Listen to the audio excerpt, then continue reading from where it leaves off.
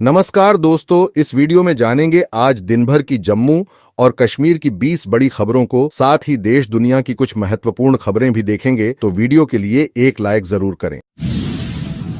मुख्यमंत्री उमर अब्दुल्ला ने रविवार को कहा कि श्रीनगर जम्मू राष्ट्रीय राजमार्ग पर काजीगुंड को बनिहाल से जोड़ने वाली नवयुग सुरंग को दिवंगत प्रधानमंत्री डॉक्टर मनमोहन सिंह को समर्पित किया जाना चाहिए। मुख्यमंत्री ने कहा कि नवयुग सुरंग का नाम बदलकर डॉक्टर मनमोहन सिंह सुरंग कर दिया जाना चाहिए। उन्होंने कहा कि राजमार्ग पर नई सुरंगों का श्रेय कोई भी ले, लेकिन हमें याद रखना चाहिए कि जम्मू श्रीनगर राष्ट्रीय राजमार्ग को विकसित करने की प्रक्रिया दिवंगत प्रधानमंत्री डॉक्टर मनमोहन सिंह ने शुरू की थी। जम्मू कश्मीर के उपराज्यपाल मनोज सिन्हा ने शनिवार को जम्मू में कश्मीरी पंडित प्रीमियर लीग KPPL के 5वें संस्करण का उद्घाटन किया। अपने संबोधन में उपराज्यपाल ने इस लीग में भाग लेने वाले सभी खिलाड़ियों को बधाई और शुभकामनाएं दी। उपराज्यपाल ने कहा कि जीवन को खेलों से ही सबसे बेहतर तरीके से परिभाषित किया जा सकता है। वहीं उपराज्यपाल ने इस बात पर भी जोर दिया कि सरकार को विकास भी विरासत भी के दृष्टिकोण का पालन करना चाहिए और यह सुनिश्चित करना चाहिए कि प्रत्येक युवा को विकास की प्रक्रिया में शामिल किया जाए और उसका उपयोग किया जाए। नए साल के पहले सप्ताह जम्मू सेक्शन से जाने व आने वाली 1 दर्जन ट्रेनें रद्द रहेंगी। देश के विभिन्न राज्यों से जम्मू तवी, कटड़ा व ऊधमपुर आने जाने वाली यह 1 दर्जन जोड़ी ट्रेनें 1 जनवरी से 8 जनवरी तक कैंसिल रहेंगी। साहनेवाल लाडोवाल रेलवे स्टेशन के बीच लांगर लूप कार्य के चलते रेलवे विभाग ने यह फैसला लिया है। हालांकि उक्त ट्रेनों में रिजर्वेशन करवा चुके यात्रियों को रेलवे बिना किसी काट के पूरे पैसे रिफंड करेगा। कौन सी ट्रेन कब तक कैंसिल रहेगी, आप देख सकते हैं यहां। श्रीनगर अंतर्राष्ट्रीय हवाई अड्डे पर रविवार को हवाई यातायात बहाल कर दिया गया है। भारतीय विमानपत्तन प्राधिकरण AI के एक अधिकारी ने कहा कि श्रीनगर के लिए उड़ानें फिर से शुरू हो गई हैं। शनिवार को भारी बर्फबारी के कारण कश्मीर घाटी के लिए सभी उड़ानें रद्द कर दी गई थीं। फिर रनवे को साफ किया गया और उड़ान संचालन फिर से शुरू करने से पहले सभी सुरक्षा जांचें की गई। इसके अलावा बर्फबारी ने श्रीनगर जम्मू नेशनल हाईवे को भी बंद कर दिया था। हालांकि अब हाईवे को साफ कर दिया गया है और यात्री वाहनों को चलाने की अनुमति दी गई है, लेकिन मोटर चालकों को लेन डिसिप्लिन का पालन करने की सलाह भी दी गई है। श्रीनगर जम्मू नेशनल हाईवे पर बर्फबारी के कारण 12 घंटे तक कई वाहन नवयुग टनल में फंसे रहे, जहां यात्रियों ने समय बिताने के लिए क्रिकेट खेला। एक स्थानीय ने कहा, एक ही जगह घंटों बैठे सब तंग आ गए थे। इस बीच कुछ युवक बैट और बॉल लेकर आए और देखते ही देखते खिलाड़ियों की संख्या बढ़ने लगी। समय बिताने के लिए उन्होंने क्रिकेट खेलना शुरू किया।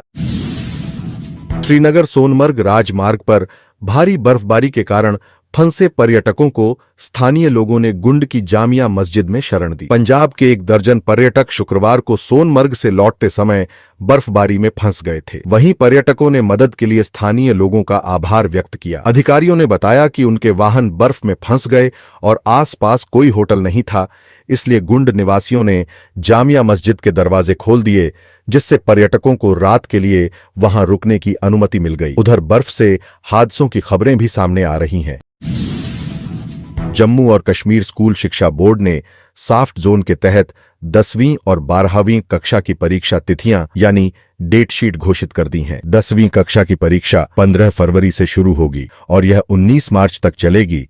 वहीं 12वीं कक्षा की परीक्षा 15 फरवरी से 17 मार्च तक होगी। स्कूल शिक्षा विभाग ने जम्मू और कश्मीर संभाग के स्कूलों को हार्ड और सॉफ्ट जोन में बांटा है। सॉफ्ट जोन में स्थित स्कूलों की परीक्षा पहले होगी, इसके बाद हार्ड जोन के स्कूलों में परीक्षा आयोजित की जाएगी।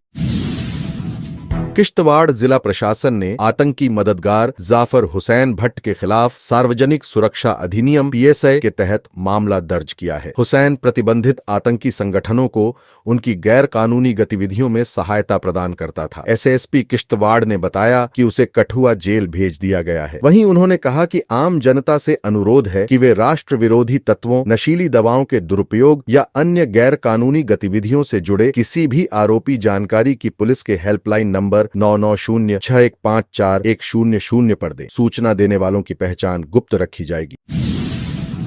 प्रधानमंत्री नरेंद्र मोदी ने रविवार को अपने रेडियो कार्यक्रम मन की बात के जरिए लोगों को संबोधित किया। इस दौरान उन्होंने प्रयागराज में होने वाले महाकुंभ को लेकर श्रद्धालुओं से अपील की कि जब हम कुंभ में भाग लें तो समाज में विभाजन और नफरत की भावना को खत्म करने का संकल्प लेकर लौटें। पीएम मोदी ने कहा कि डिजिटल नेविगेशन की मदद से श्रद्धालु महाकुंभ 2025 में विभिन्न घाटों, मंदिरों और साधुओं के अखाड़ों तक पहुंच सकेंगे। यही नेविगेशन सिस्टम पार्किंग स्थलों तक पहुंचने में भी मदद करेगा। कुंभ आयोजन में पहली बार एआई चैटबॉट का इस्तेमाल किया जाएगा। एआई चैटबॉट के जरिए कुंभ से जुड़ी सभी तरह की जानकारी 11 भारतीय भाषाओं में उपलब्ध होगी। पूरे मेला क्षेत्र को एआई संचालित कैमरों से कवर किया जा रहा है।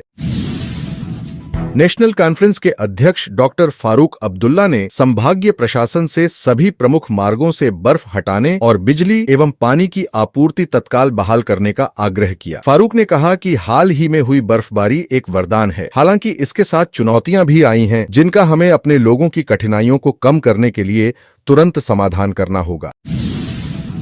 कटड़ा में रोपवे परियोजना के खिलाफ विरोध जारी है।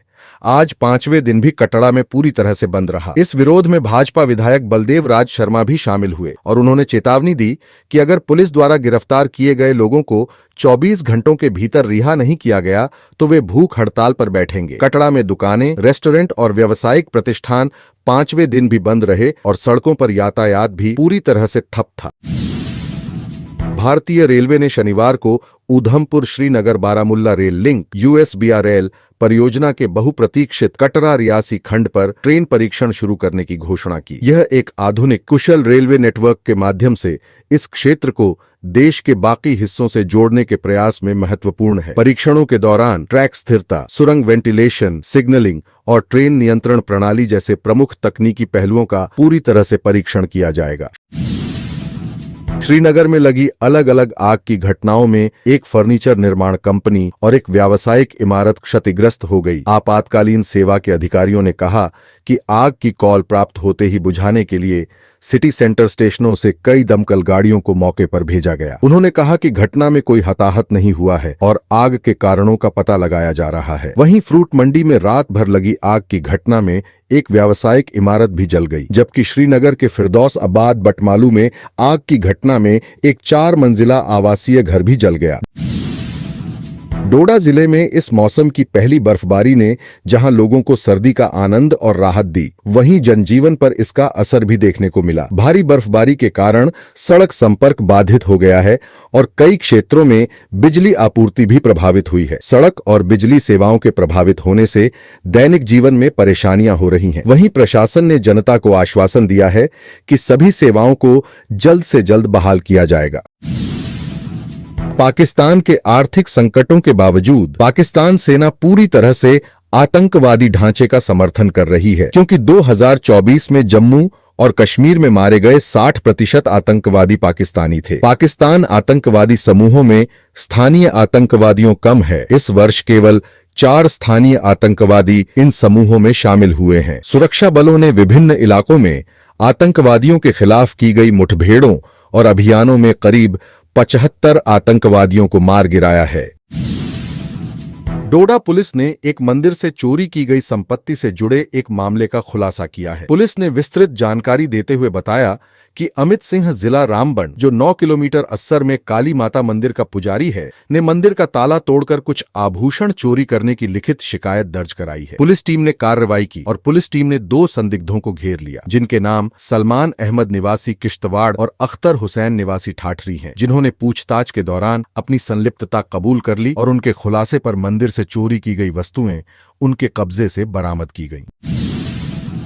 भारतीय सेना ने 14,300 फीट की ऊंचाई पर पैंगोंग झील के तट पर मराठा योद्धा छत्रपति शिवाजी की एक प्रतिमा स्थापित की है, जो क्षेत्र पूर्वी लद्दाख सेक्टर में चीन के साथ वास्तविक नियंत्रण रेखा LAC के करीब है। शिवाजी की प्रतिमा का अनावरण भारत और चीन द्वारा डेम चौक और देपसांग के अंतिम 2 टकराव बिंदुओं पर सैनिकों की वापसी की प्रक्रिया पूरी करने के कुछ सप्ताह बाद हुआ है, जिससे लगभग 4.5 साल से चल रहा सीमा गतिरोध समाप्त हो गया है।